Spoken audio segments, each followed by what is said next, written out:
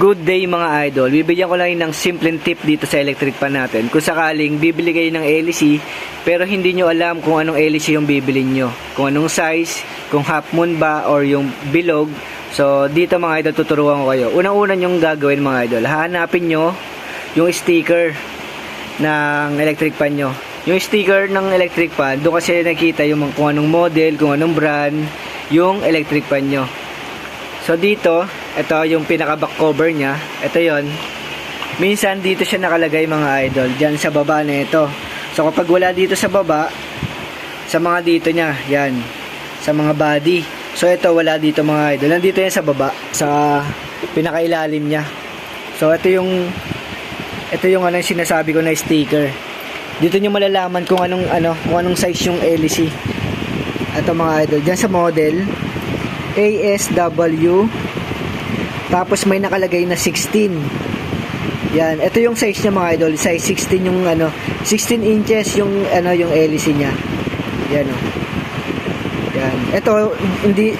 Itong size na nakalagay dito, ito yung sa sa may motor niya to. Pero sa LEC niya mga idol, dito kayo titingin sa may model.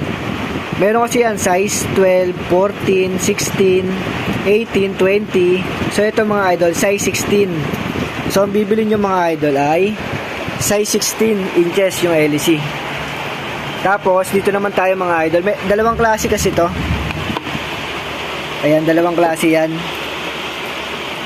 Ayan mga idol, kung makikita nyo, ayan o, half moon siya. Ayan o, half moon. Tapos meron siyang bilog. Ito, bilog naman to mga idol. Ayan o, bilog. Yan. So, huwag kayong magkakamali mga idol dito sa dalawa.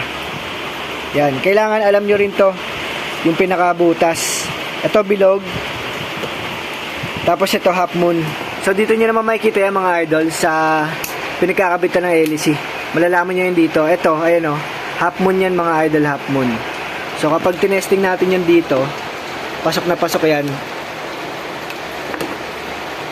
Ayan. Ayan o.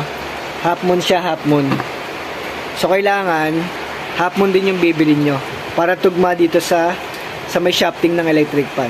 Kasi kapag yan, kapag ito yung nabili nyo mga idol, yung bilog, ayan. Ayan o. Hindi sasama yung pinaka-shafting nya. Ayan o. Hindi sasama sa ikot.